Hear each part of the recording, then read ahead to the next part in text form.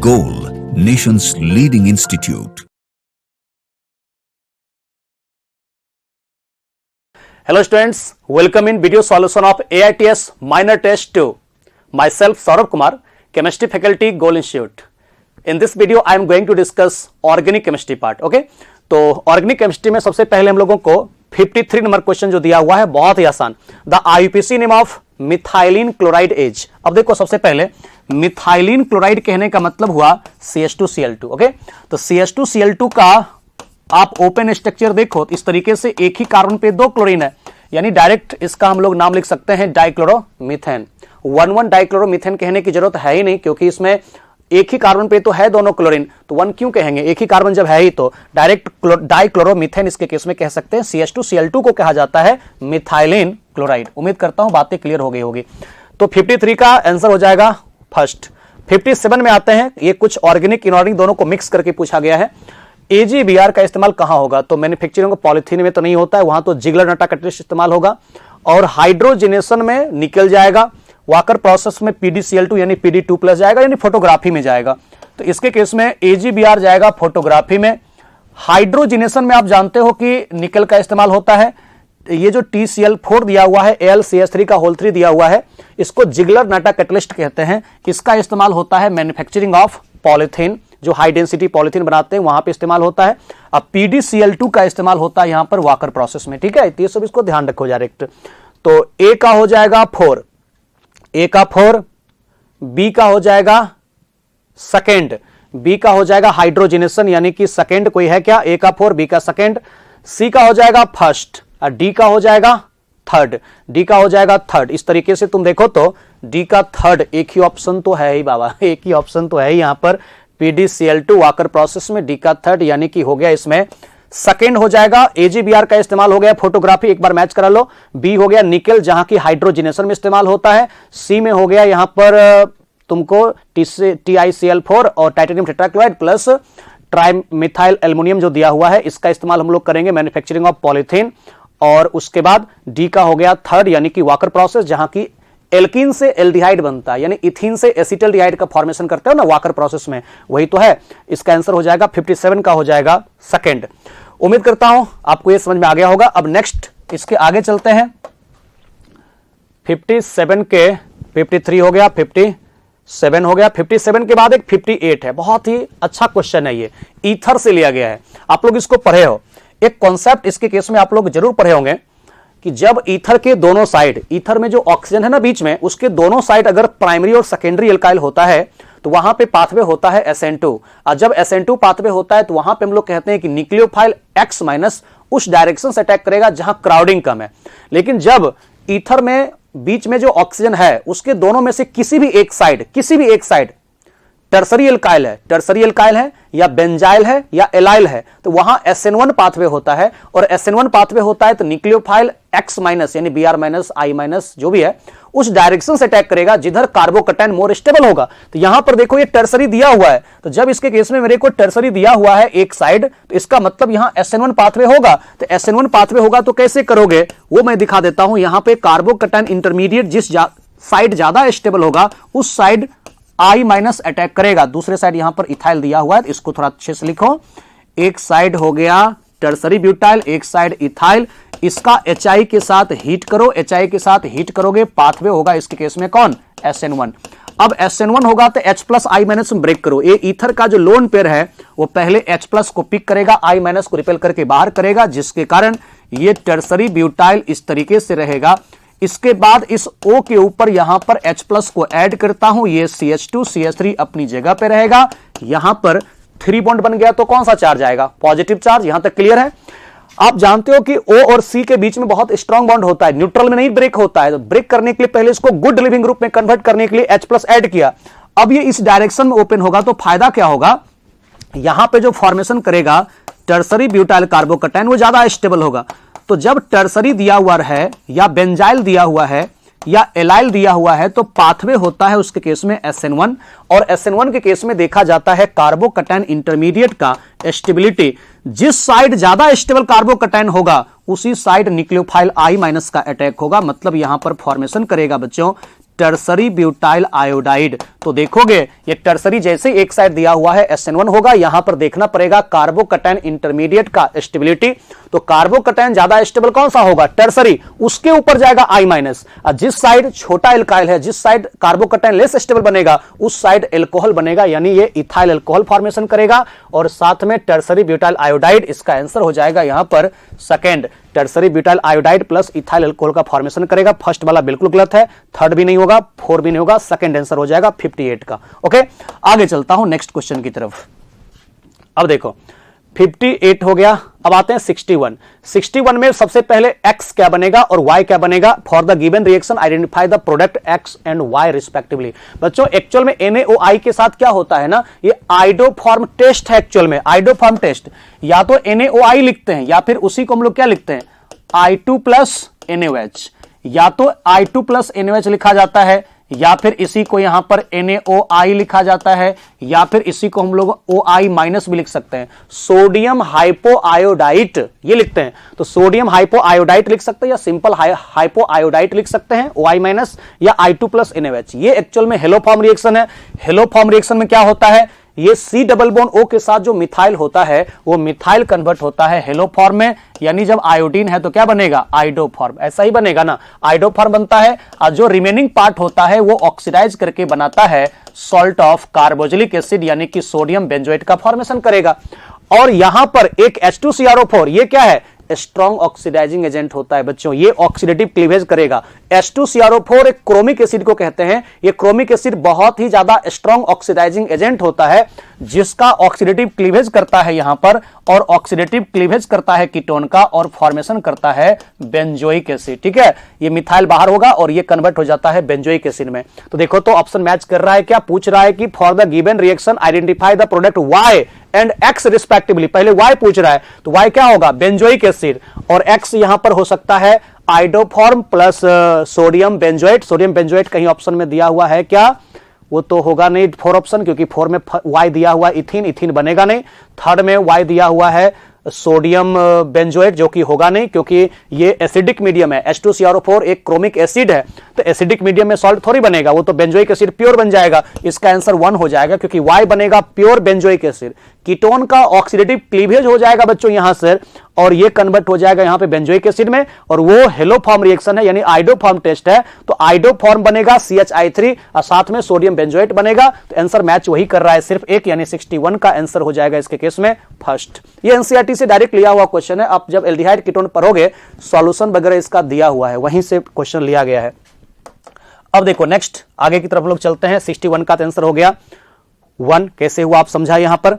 अब कह रहा है कि for the given sequential reaction identify the final product C is. ये भी बना सकते हो, आप लोग बना सकते हो ना। देखो किस तरीके से यहां पे इसको सॉल्व करना है। पहले तो हम लोगों को दिया हुआ है इथाइल आयोडाइड, ये इथाइल आयोडाइड लो और इस इथाइल आयोडाइड का रिएक्शन तुम करवा दो NaCN के साथ। तो पाथवे कौन सा होता है यहां पर पता है, SN2 होता है, क्योंकि CN माइनस स्ट्रॉन्ग न्यूक्लियोफाइल है। NaI तुम बाहर कर दो, तो NaI जब यहां पे मैंने बाहर किया तो इसके केस में सबसे पहले फॉर्मेशन करेगा प्रोपेन नाइट्राइल, एक कार्बन बढ़ जाएगा क्योंकि CN वाला कार्बन आ गया। तो ये पहले इथाइल आयोडाइड था यानी आइडो इथेन था, अब यहां पे प्रोपेन नाइट्राइल का फॉर्मेशन कर दिया यानी इथाइल साइनाइड का किया। उसके बाद इसमें क्या कह रहा है, कह रहा है कि यहां पर पार्शियल हाइड्रोलिसिस है।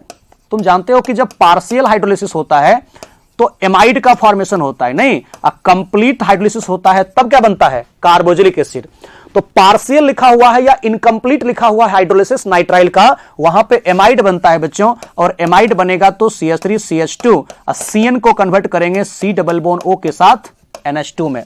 बिल्कुल ये C double bond O NH2 में कन्वर्ट होता है। तो पार्शियल हाइड्रोलिसिस या फिर लिखा हुआ है इनकम्प्लीट हाइड्रोलिसिस या फिर हाइड्रोलिसिस इन माइल्ड कंडीशन जैसे लिखा हुआ है, तो एमाइड में कन्वर्ट होता है नाइट्राइल यानी C double bond O NH2 में कन्वर्ट करते हैं। ठीक है, और अगर इसी में लिखा हुआ रहता सीधा सीधी H2O या फिर H3O प्लस या फिर लिखा हुआ रहता कंप्लीट हाइड्रोलिसिस, कुछ नहीं लिखा हुआ है मतलब कंप्लीट हाइड्रोलिसिस होता है, तब CN कन्वर्ट होता है डायरेक्ट कार्बोक्सिलिक एसिड में, यहां बनेगा एमाइड। और फर्दर यहां पर एमाइड का क्या करना है, Br2 प्लस NaOH, मतलब इसको कहा जाता है अब हॉफमैन ब्रोमाइड डिग्रेडेशन। तो हॉफमैन ब्रोमाइड डिग्रेडेशन में Br2 प्लस NaOH के साथ रिएक्शन करवाओगे तो ये जो C डबल बॉन्ड O है उसको हटाओ, और C डबल बॉन्ड O को हटा करके NH2 को जोड़ दो इस CH2 के साथ, तो यानी NH2 को CH2 के साथ ऐड करो, फॉर्मेशन करेगा इथेनामाइन यानी कि इथाइल एमीन का फॉर्मेशन कर देगा। देख लो कोई ऐसा ऑप्शन है क्या? CH3 CH2 NH2 बिल्कुल तो है। अरे बिना पेन उठाए हुए सब क्वेश्चन बनेगा, सोचेंगे तुरंत यहां पे 2 कार्बन है, CN ऐड होगा 3 कार्बन हो जाएगा, फिर हाइड्रोलिसिस करते हैं पार्शियल तो बनता है 3 कार्बन का एमाइड, और 3 कार्बन का एमाइड जब बना तो उसका हम लोग हॉफमैन ब्रोमाइड डिग्रेडेशन करेंगे तो 2 कार्बन का एमीन बन जाएगा, बात खत्म। यहां पर इसका आंसर आ जाएगा 4, 64 का आंसर हो जाएगा 4। इसके बाद तो कुछ ऑप्शन यहां पे मैच और कर रहा है क्या? बिल्कुल नहीं, साइनाइड नहीं, आइसोसाइनाइड नहीं, एमाइड आंसर होगा नहीं, क्योंकि हॉफमैन ब्रोमाइड डिग्रेडेशन के बाद यहां पे फॉर्मेशन करेगा प्राइमरी एमीन, यानी कि 64 का आंसर होगा 4। उसके बाद आ जाओ 68, arrange the following given compound in decreasing order of their boiling point. अरे वाह, कितना आसान क्वेश्चन है। अब देखो सबसे पहले एक इथेनॉल है, इथेनॉल कहने का मतलब हो गया एसिटल्डिहाइड, तो ये एसिटल्डिहाइड में हाइड्रोजन बॉन्ड बनता नहीं है, इंटरमॉलिक्यूलर H बॉन्ड नहीं बना सकता है। अब मिथॉक्सीमीथेन, मिथॉक्सीमीथेन कहने का मतलब ये हुआ नहीं, ईथर हो गया। ईथर का बॉइलिंग पॉइंट कम होता है एल्डिहाइड से, क्योंकि ईथर में sp3 ऑक्सीजन है, एल्डिहाइड में sp2 है, तो ईथर का पोलरिटी थोड़ा कम होता है एल्डिहाइड से। एल्डिहाइड ज्यादा पोलर होगा क्योंकि वहां पर sp2 कार्बन और sp2 ऑक्सीजन है, ज्यादा इलेक्ट्रोनेगेटिविटी होता है। अब इसके बाद है दिया हुआ प्रोपेन, तो प्रोपेन में तो बॉइलिंग पॉइंट सबसे कम होगा क्योंकि इसमें लगता है वैन डर वाल फोर्स ऑफ अट्रैक्शन, क्योंकि ये तो नॉन पोलर है। और इथेनॉल है, तो इथेनॉल में बनता है इंटरमॉलिक्यूलर H बॉन्ड, और जहां इंटरमॉलिक्यूलर H बॉन्ड बना मतलब उसका बॉइलिंग पॉइंट सबसे ज्यादा होगा, तो यहां सबसे ज्यादा बॉइलिंग पॉइंट इथाइल अल्कोहल का होगा, इथेनॉल का होगा, क्योंकि इसके केस में O के साथ H है, ये बनाता है इंटरमॉलिक्यूलर H बॉन्ड, तो सबसे ज्यादा होगा जो इंटरमॉलिक्यूलर H बॉन्ड बनाता है, यानी कि D का। D के बाद होगा बच्चों A का, क्योंकि एल्डिहाइड है, तो अगर कंपेरेबल मॉलिक्यूलर मास होता है तो एल्डिहाइड का ज्यादा होता है ईथर से, क्योंकि ईथर में तुम देखोगे ये ऑक्सीजन जो है sp3 है और यहां क्या है sp2 है, ज्यादा इलेक्ट्रोनेगेटिविटी है, और जिसका इलेक्ट्रोनेगेटिविटी ज्यादा है तो वो ज्यादा होता है पोलर। अब पोलर ज्यादा होगा तो डायपोल डायपोल अट्रैक्शन क्या होगा, ज्यादा होगा एल्डिहाइड में कंपेयर टू ईथर, इसलिए यहां पर हम लोग कहते हैं कि एल्डिहाइड का ज्यादा होगा ईथर से, यानी डी के बाद होगा ए के बाद होगा बी, और सबसे कम होगा सी का, क्योंकि सी के केस में यहां पर एल्केन दिया हुआ है, एल्केन में जो लगता है वो वैन डर वाल फोर्स ऑफ अट्रैक्शन जो सबसे वीकेस्ट होता है, इसलिए सबसे कम हो जाएगा सी का। देखो तो मैच किया गया, डी इथेनॉल, ए हो गया इथेनॉल, बी हो गया मिथॉक्सी मीथेन, ये हो गया मिथॉक्सी मीथेन, और सबसे कम हो गया सी का यानी कि प्रोपेन। आंसर हो गया 68 का 4। उम्मीद करता हूं ये बात क्लियर हो गई होगी। आगे चलते हैं, 68 के बाद हम लोगों को जो दिया है 71, for the given sequential reaction identify the product ZH। बनाया था आप लोगों ने क्या? अच्छे से बनाया था क्या? देखते हैं क्या होता है इसके केस में। सबसे पहली बात, ये हम लोगों को दिया हुआ है स्टायरीन यानी कि विनाइल बेंजीन, और इस विनाइल बेंजीन को स्ट्रॉन्ग ऑक्सीडाइजिंग एजेंट के साथ हीट कराया गया है, ठीक है। तो स्ट्रॉन्ग ऑक्सीडाइजिंग एजेंट के साथ जैसे हीट करोगे आपको पता है कि कार्बन कार्बन डबल बॉन्ड के अबाउट अगर एक H है तो वो बनता है कार्बोजिलिक एसिड, बनता है ना, तो कार्बोजिलिक एसिड पहले बनता है, और अगर 2H है तो ये वाला पार्ट 2H है तो CO2 प्लस वाटर बन के बाहर होता है, आपने पढ़ा था। और अगर कार्बन कार्बन डबल बॉन्ड के अबाउट एक भी H नहीं है तब कीटोन बनता है, लेकिन एक H है तो कार्बोलिक एसिड बनता है, 2H है तो CO2 प्लस वाटर बनता है। तो पहले X हमको ये बन गया। इसके बाद क्या करना है, उसके बाद इसका सोडा लाइम के साथ हीट करना है। तो बच्चों सोडा लाइम के साथ यहां पर क्या होता है, डीकार्बोक्सिलेशन होता है। तो पहले क्या होगा मालूम है, पहले अल्कलाइन मीडियम में NaOH COOH के साथ रिएक्शन करके पहले इसको कन्वर्ट करता है सोडियम बेंजोएट में, एक NaOH पहले इसके साथ रिएक्शन करता है, और फर्दर अब जाकर के ये सोडा लाइम के प्रेजेंस में इसका डीकार्बोक्सिलेशन होगा। और कैसे होगा वो भी हम लोग थोड़ा सा सीख लेते हैं, कोई बात नहीं है, देखते हैं थोड़ा सा। ये CaO प्लस NaOH के साथ जैसे इसको तुम हीट करते हो अब डीकार्बोक्सिलेशन होगा, तो क्या करना, COONA जिस कार्बन के साथ अटैच्ड है वहीं पे बना लेना कार्बे एनाइन, ओके। अब वो कार्बे एनाइन के ऊपर H प्लस ऐड कर देना, ये वाला H ऐड कर देना। H ऐड करोगे तो फॉर्मेशन किसका होगा, बेंजीन का। ये डीकार्बोक्सिलेशन के बाद बेंजीन बनता है बच्चों, और साथ में इसके केस में बाहर होता है Na2CO3, ध्यान रखना। तो यही जहां पे C double bond O attached है फिनाइल के साथ वहीं पे बनेगा कार्बे एनाइन इंटरमीडिएट, वही कार्बे एनाइन H प्लस NaOH वाला जाता है। कैसे जाता है वो मैकेनिज्म है अलग, उसको मत देखो, आप सिंपली देखो NaOH जो भी रहेगा H प्लस को यहां ऐड करो, बनेगा बेंजीन। और लास्ट में यहां पे कह रहा है कि बेंजीन का क्या करना है, नाइट्रेशन, तो ये बन गया Y। अब यहां पे इस Y का nitric acid HNO3 in the presence of H2SO4 nitration है, तो बेंजीन का जब नाइट्रेशन होता है तो ESR होता है मैकेनिज्म, और इलेक्ट्रोफाइल का काम कौन करता है बच्चों? NO2+ करता है। वही NO2+ अब बेंजीन रिंग के ऊपर अटैक करेगा तो फॉर्मेशन करेगा प्रोडक्ट, उसको हम लोग कहते हैं नाइट्रोबेंजीन, और यही तो हो गया Z, नाइट्रोबेंजीन का फॉर्मेशन कर देगा। आंसर हो जाएगा इसका कौन सा? सेकंड। तो पहले तुम विनाइल बेंजीन का KMnO4 के साथ ऑक्सीडेशन करोगे बेंजोइक एसिड, बेंजोइक एसिड को सोडा लाइम के साथ हीट करोगे, बेंजीन बनेगा, डिकार्बोक्सिलेशन होगा, Na2CO3 बाहर होगा, और उसके बाद बेंजीन का जब करोगे नाइट्रेशन तो ESR मैकेनिज्म होता है, इलेक्ट्रोफाइल NO2+ होता है, बेंजीन का सारे कार्बन सेम है, जहां मन वहां अटैक करके नाइट्रोबेंजीन का फॉर्मेशन करेगा। इस तरीके से 71 का आंसर हो जाएगा 2। उम्मीद करता हूं आपको ये क्वेश्चन जरूर बना होगा। ठीक है, अब आते हैं आगे 74 number question. For the given sequential reaction identify the final product Z is. बहुत ही आसान है बच्चों। सबसे पहले हम लोगों को कह रहा है कि ब्यूटवानिन, तो ब्यूटवानिन कहने का मतलब ये हुआ 1 ब्यूटीन, यही हो गया। इसका रिएक्शन मेरे को करवाना है HBr के साथ। HBr के साथ जब तुम रिएक्शन कराओगे इलेक्ट्रोफिलिक एडिशन रिएक्शन होगा, लगेगा कौन सा रूल? मार्कोवनी-कॉप्स रूल। तो मार्कोवनी-कॉप्स रूल के मुताबिक नेगेटिव पार्ट वहां जाएगा जहां H का संख्या कम है, तो नेगेटिव पार्ट वहां गया जहां H का संख्या कम है, पॉजिटिव पार्ट वहां जाएगा जहां H का संख्या ज्यादा है। इस तरीके से तुम बना सकते हो क्या? देखो ना, बड़े आराम से बना सकते हो। CH3, उसके बाद हो गया यहां पर CH2, CH के साथ हो गया यहां Br, और ये हो गया CH3। तो पहले हम लोगों ने मार्कोनी-कॉप्स रूल के मुताबिक नेगेटिव पार्ट को वहां ऐड किया जहां पे H का संख्या कम है, अब पॉजिटिव पार्ट को वहां ऐड किया जहां H का संख्या ज्यादा है। यानी कि सबसे पहले इसके केस में फॉर्मेशन जो किया इसको कहते हैं 2-ब्रोमोब्यूटेन। अब इस 2-ब्रोमोब्यूटेन के बारे में क्या कहा जाता है? Alcoholic KOH। तो अब इसको हम लोग एल्कोहलिक KOH के साथ हीट करते हैं। तो एल्कोहलिक KOH के साथ पाथवे कौन सा होता है? E2 पाथवे होगा, तो लगेगा यहां पे सेट-जेप्स रूल। तो सेट-जेप्स रूल के मुताबिक मोर सब्स्टिट्यूटेड एल्कीन होता है मेजर, तो Br- यहां से H+ निकल जाएगा, और H+ जैसे निकालोगे तो E2 पाथवे के द्वारा तुम जानते हो साइमल्टेनियसली जहां से निकलता है लिविंग ग्रुप हेलोजन, उसके जस्ट बगल से निकलता है H+, और ये सिंपल बेस है, क्राउडेड बेस है नहीं। पोटासियम टर्सरी बिटॉक्साइड होता है क्राउडेड बेस, वहां पे लगता है एंटी सेट-जेप्स रूल। ये सिंपल बेस है तो यहां लगेगा सेट-जेप्स रूल। बच्चों E2 पाथवे होता है एल्कोहलिक KOH के प्रेजेंस में, ध्यान रखना। अब इसमें 2 ब्यूटीन बना, इस 2 ब्यूटीन का हम लोगों को क्या करना है? ओजोनलाइसिस। कौन सा? रिडक्टिव, क्योंकि O3 है, सेकंड में zinc in the presence of water है, इसको ब्रेक कर दो, दोनों साइड एक एक O डालो, यानी कि 2 मॉलिक्यूल यहां पर जो फॉर्मेशन करता है इसको हम लोग कहते हैं एसिटल्डिहाइड। क्या कहते हैं इसको? एसिटल्डिहाइड। यानी कि इसका आंसर हो जाएगा सेकंड। देख लो, बड़े आराम से तुम बना सकते हो कि पहले हम लोगों ने ऐसा किया कि 1 ब्यूटीन का HBr के साथ मार्कोनी-कॉप्स रूल के मुताबिक बना लिया 2-ब्रोमोब्यूटेन, उसका एल्कोहलिक KOH के साथ E2 पाथवे कर लिया, यानी कि फॉर्मेशन कर दिया पहले हम लोगों ने 2 ब्यूटीन। अब उस 2 ब्यूटीन को फर्दर हम लोगों ने इस प्रकार से रिएक्शन करवा दिया जिसमें कि 2 ब्यूटीन का फर्दर यहां पर ओजोनाइसिस कर दिया, फॉर्मेशन कर दिया एसिटल्डिहाइड। बात खत्म। इस तरीके से 74 का आंसर हो गया 2। क्लियर? अब देखो 78 में कह रहा है the total number of structural isomers of molecular formula C4H9Br। अरे बहुत आसान है, इसका तो जानते हो, इंडेक्स ऑफ हाइड्रोजन डिफिशिएंसी यानी कि डिग्री ऑफ अनसैचुरेशन 0 होगा।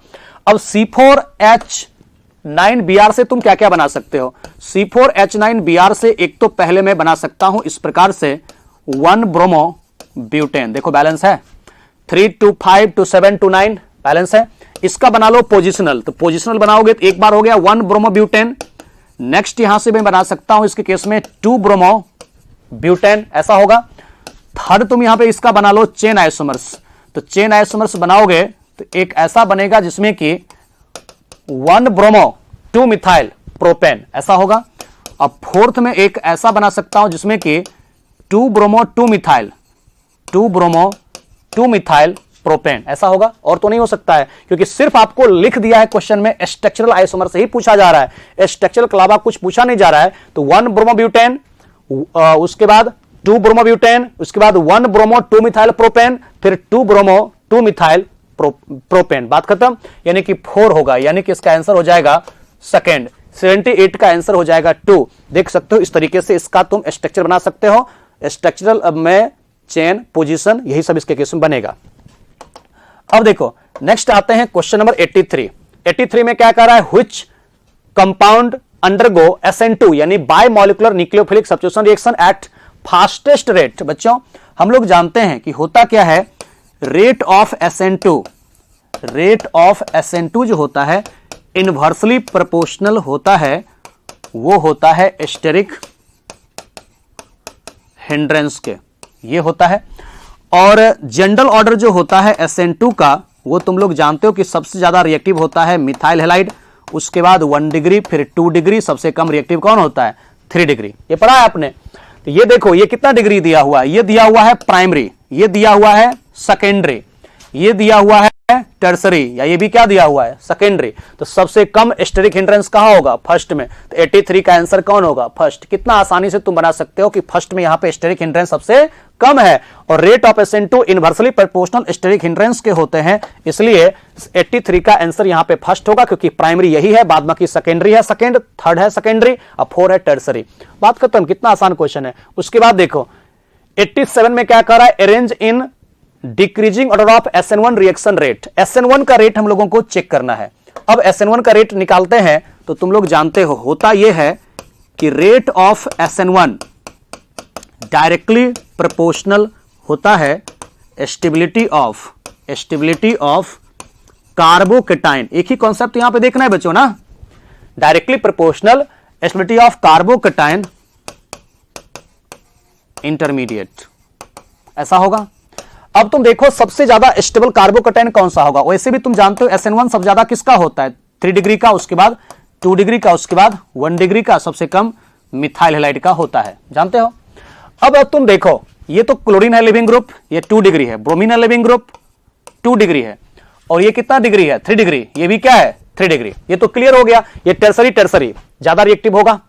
अब इसमें देखो कार्बोकेटाइन ज्यादा स्टेबल किसका होगा, यहां जो कार्बोकेटाइन बनेगा उसमें रेजोनेंस होगा, क्योंकि फिनाइल है बच्चों। फिनाइल का मतलब जानते हो ना, फिनाइल का मतलब ये इस प्रकार का रिंग होता है, और इसमें यहां पे ऊपर नीचे मिथाइल भी दिया हुआ है, इस तरीके से बनेगा इसके केस में कार्बोकेटाइन, और इसमें सिर्फ और सिर्फ 3 मिथाइल इस प्रकार से दिया हुआ है, तो यहां पे ज्यादा स्टेबल कार्बोकेटाइन हो जाएगा रेजोनेंस के कारण। तो सबसे ज्यादा रिएक्टिव यहां पर कौन सा होगा SN1 के लिए, डी होगा सबसे ज्यादा। उसके बाद कौन होगा B, उसके बाद C और A, दोनों सेकेंडरी है, दोनों में कार्बोकेटाइन को सेम अल्फा H मिलेगा।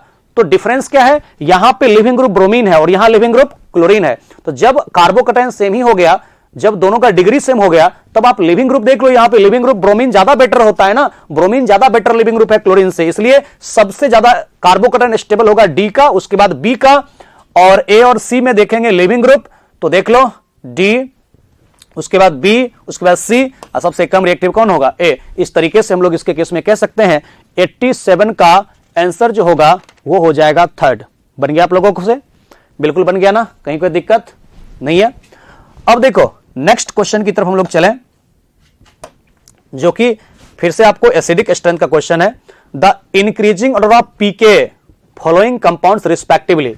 आप जानते हो, क्या जानते हो कि एसिडिक स्ट्रेंथ जो होता है ना बच्चों, वो एसिडिक स्ट्रेंथ, एक मिनट,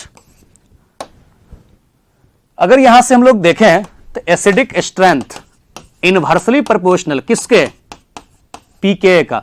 जिसका एसिडिक स्ट्रेंथ ज्यादा होगा उसका पीके का वैल्यू कम होगा। तो सबसे पहली बात तुम देखो NO2 का पारा पे कौन सा इफेक्ट, -M -I बोथ।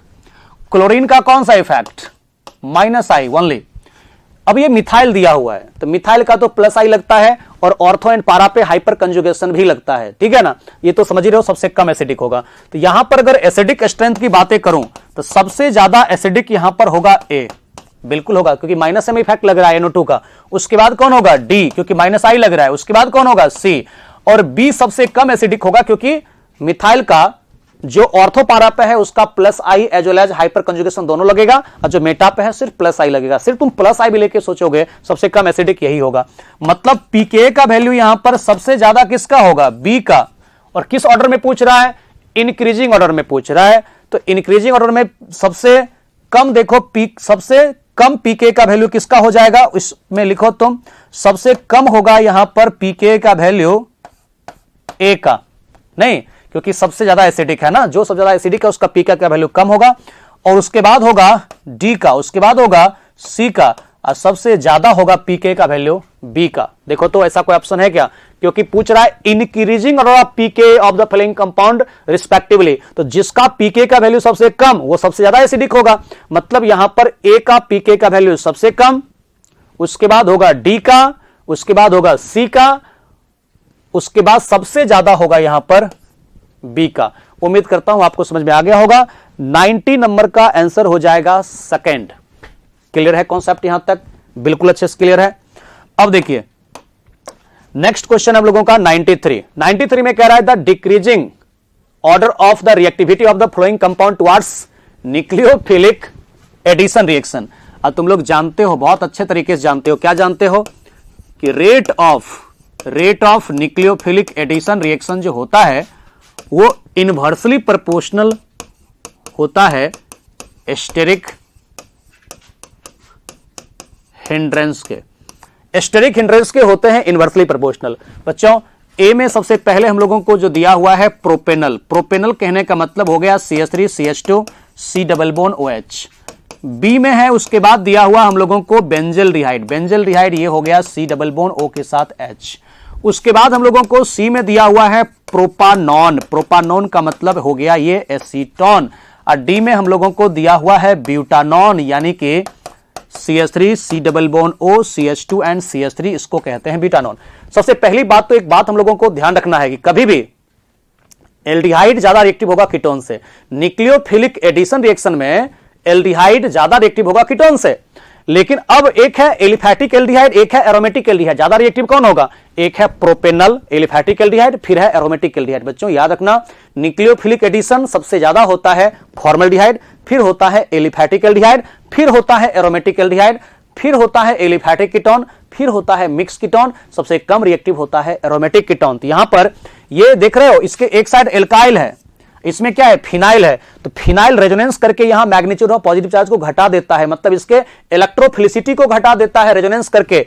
जब यहां पे बताया था कि डेल्टा माइनस आएगा डेल्टा प्लस आएगा तो यहां रेजोनेंस होगा, तो रेजोनेंस होगा तो यहां पर पॉजिटिव चार्ज को न्यूट्रलाइज कर देगा, तो न्यूट्रलाइज ज्यादा कर देगा तो न्यूक्लियोफाइल को अटैक करना क्या हो जाएगा? स्लो हो जाएगा। और यहां प्लस आई है तो सबसे ज्यादा रिएक्टिव होगा यहां पर ए क्योंकि एलिफैटिक एल्डिहाइड है, उसके बाद होगा बी क्योंकि एरोमेटिक एल्डिहाइड है। और चाहे एलिफैटिक एल्डिहाइड हो एरोमेटिक एल्डिहाइड हो, कीटोन से ज्यादा ही रिएक्टिव होगा, तो होगा सबसे ज्यादा रिएक्टिव ए एलिफैटिक एल्डिहाइड, फिर होगा बी। अब ये भी एलिफैटिक कीटोन, ये भी एलिफैटिक कीटोन, दोनों कीटोन ही है, दोनों एलिफैटिक है। तब क्या देखेंगे? यहां पे दोनों साइड मिथाइल है, यहां एक साइड मिथाइल एक साइड क्या है? इथाइल। तो यहां रिपल्सन थोड़ा ज्यादा है कंपैरेटिवली इसके, यानी ए के बाद हो जाएगा बी, उसके बाद हो जाएगा सी, और सबसे कम रिएक्टिव यहां पर कौन सा होगा? डी। तो ए बी सी डी इस प्रकार से rate of nucleophilic addition reaction होगा। कोई ऐसा है ऑप्शन में?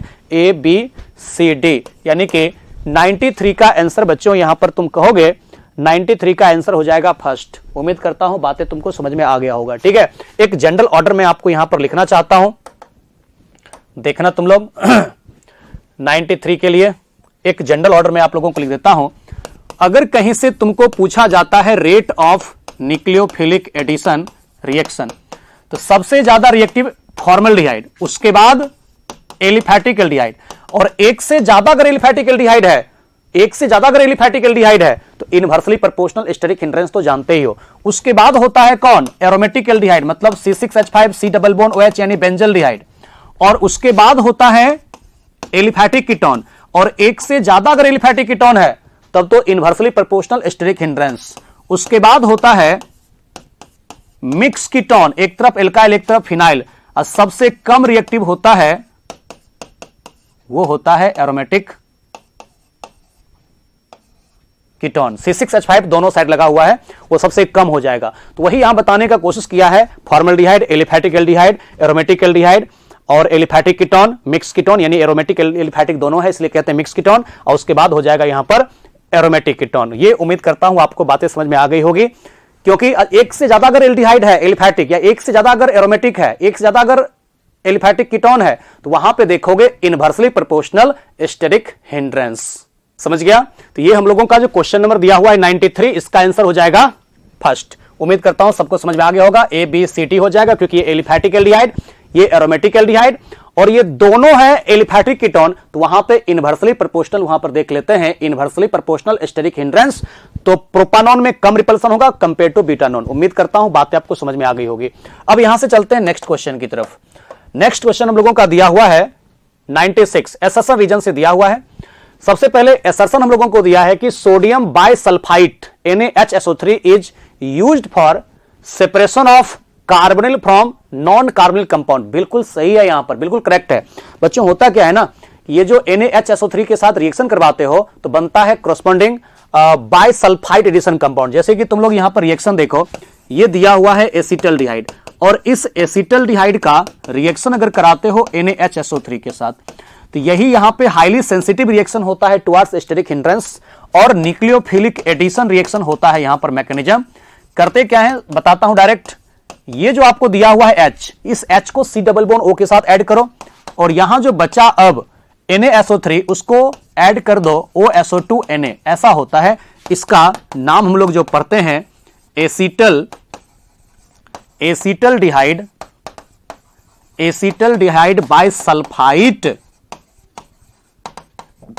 बाइसल्फाइट एडिशन कंपाउंड, ये इसको कहा जाता है बच्चों acetaldehyde bisulphite addition compound.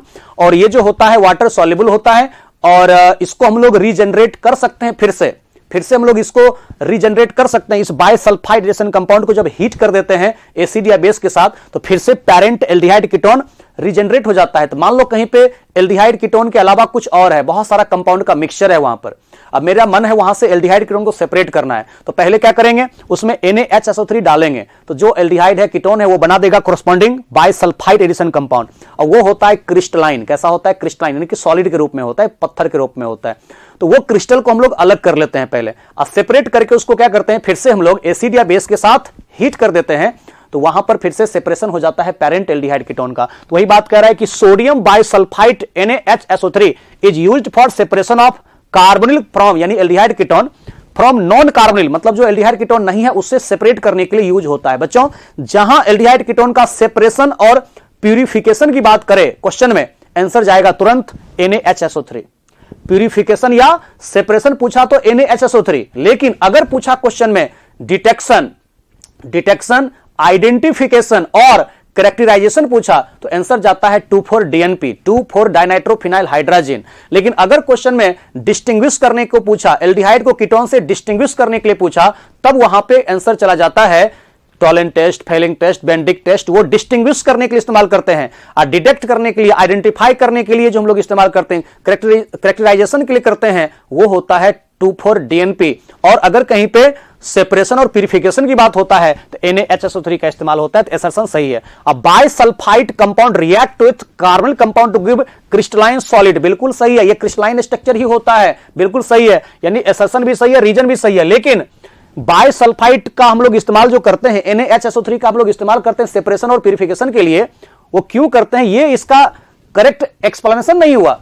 Correct explanation ये होगा कि ये जो होता है वाटर सॉल्युबल होता है corresponding bisulfite addition compound, और it can be regenerated by heating with acid और बेस। ये अगर लिखा रहता तो करेक्ट एक्सप्लेनेशन भी हो जाता कि जो बाइसल्फाइड एडिशन कंपाउंड बना है उसको एसिड और बेस के साथ हीट करते हैं, फिर से रीजनरेट भी हो जाता है। तो ये सब लिखा हुआ है नहीं, इसलिए यहां पर हम लोग कहेंगे एसर्सन भी सही है, रीजन भी सही है, लेकिन करेक्ट एक्सप्लेनेशन नहीं है। इसलिए इसका आंसर होगा both assertion and reason are true but reason is not the correct explanation of assertion. ये होगा अगर यहां पर रीजन में लिखता हम लोगों को कि corresponding bisulfite addition compound is water soluble and it can be regenerated by heating with acid or base, तब वो करेक्ट एक्सप्लेनेशन भी हो जाता। जो एनसीईआरटी में देखोगे सब लाइन हम लोगों को लिखा हुआ है। तो 96 का आंसर यहां पर हो जाएगा बच्चों 4। अब देखो नेक्स्ट क्वेश्चन की तरफ हम लोग चलते हैं। क्वेश्चन नंबर 99 HBZ रिएक्शन से लिया हुआ है हम लोगों को, जिसमें कहा जा रहा है कि the alpha H containing carbonic acid gives HBZ reaction, मतलब हेल्महोल्ट्ज-जेलेस्की रिएक्शन देता है। और हेल्महोल्ट्ज-जेलेस्की रिएक्शन क्या होता है, RCH2COOH, यानी कि इसमें अल्फा H का संख्या हम लोगों को जो दिया हुआ है वो 2 दिया हुआ है। देख लो इसमें अल्फा H 2 दिया हुआ है। अगर इसका रिएक्शन मैं कराता हूं X2 plus red phosphorus followed by hydrolysis, तो क्या होता है, जहां X2 इक्वल टू या तो Cl2 लेना है या Br2 लेना है। तो यही X रिप्लेस करेगा अल्फा H को, तो R के साथ यहां पे अल्फा H को रिप्लेस करके X ला दो, ये कार्बोनिक एसिड रहेगा। इसी को हम लोग कहते हैं अल्फा हेलो कार्बोक्सिलिक एसिड। ये अल्फा हेलो कार्बोक्सिलिक एसिड का फॉर्मेशन इसके केस में होता है। तुम जानते हो Cl2Br2 रखते हैं। The alpha H containing carbonic acid gives HBZ reaction, बिल्कुल करेक्ट है। उसके बाद the alpha H is replaced by halogen when carbonic acid react with Br2 in the presence of red phosphorus. यही तो होता है कि इसका रीजन यही हो गया और करेक्ट एक्सप्लेनेशन भी हो गया, क्योंकि जब अल्फा H होता है तो वो Br2 या Cl2 के साथ रिएक्शन होता है इन the presence of red phosphorus followed by hydrolysis, तो अल्फा H को रिप्लेस किया जाता है ब्रोमीन या क्लोरीन के द्वारा। तो इसका आंसर यहां पर हो जाएगा थर्ड, यानी कि both assertion and reason are true and reason is the correct explanation of assertion. तो 99 का आंसर यहां पर हो जाएगा थर्ड। समझ में आ गया आप लोगों को? ठीक है, HBZ रिएक्शन इंपॉर्टेंट है, इसके बारे में थोड़ा सा ध्यान रखोगे आप लोग। उसके बाद देखो 100 नंबर क्वेश्चन है, मुझे जहां तक लगता है कि लास्ट क्वेश्चन है ये। The oxide which is used in the estimation of carbon monoxide. Carbon monoxide के एस्टिमेशन के लिए हम लोग इस्तेमाल जो करते हैं Br2O का तो कर नहीं सकते हैं, Cl2। यहां पर इसका आंसर जो होगा आपको बच्चों I2O5, जहां कार्बन मोनोऑक्साइड को एक्चुअल में कार्बन डाइऑक्साइड में कन्वर्ट कर देता है और आयोडीन सॉलिड बन जाता है। तो I2O5 का इस्तेमाल होता है कार्बन मोनोऑक्साइड के एस्टिमेशन के लिए। ठीक है, तो उम्मीद करता हूं पूरा का पूरा आप लोग एक्सप्लेनेशन एंजॉय किए होंगे, एक एक क्वेश्चन को आप समझे होंगे यहां पर। और एनसीईआरटी से मैक्सिमम क्वेश्चन लिए गए हैं, तो उसको आप लोग जरूर पढ़िएगा जाकर के, क्योंकि अब समय आ गया है क्वेश्चन के थ्रू हम लोगों को बुक में जाके पढ़ने का। अब क्वेश्चन के थ्रू बुक में जाएंगे, उसको हम लोग पढ़ेंगे कहां पे क्या लिखा हुआ है, ज्यादा याद रहेगा, लंबे समय तक याद रहेगा। ठीक है, और यहां से एक ही काम हम लोगों को करना बाकी रह गया है, क्लास नोट्स को पढ़ना है, एनसीईआरटी को पढ़ना है, और जितने भी क्वेश्चन आपको दिए जा रहे हैं, अभी स्पॉट टेस्ट हो रहा है, एआईटीएस हो रहा है, आगे डीपीपी यहां पे स्टार्ट हो जाएगा। जितने क्वेश्चन आएगा उसको खूब प्रैक्टिस करिएगा, जितना ज्यादा क्वेश्चन को प्रैक्टिस करिएगा और उस क्वेश्चन को समझने के लिए आप एनसीईआरटी में जाएंगे, टीचर के जो पढ़ाए हुए क्लास नोट्स हैं उसमें जाओगे, तो आपको बहुत सारा कॉन्सेप्ट क्लियर होगा और वो सब डायरेक्ट क्वेश्चन आपको मिलेगा नीट एग्जाम में। Okay, thank you.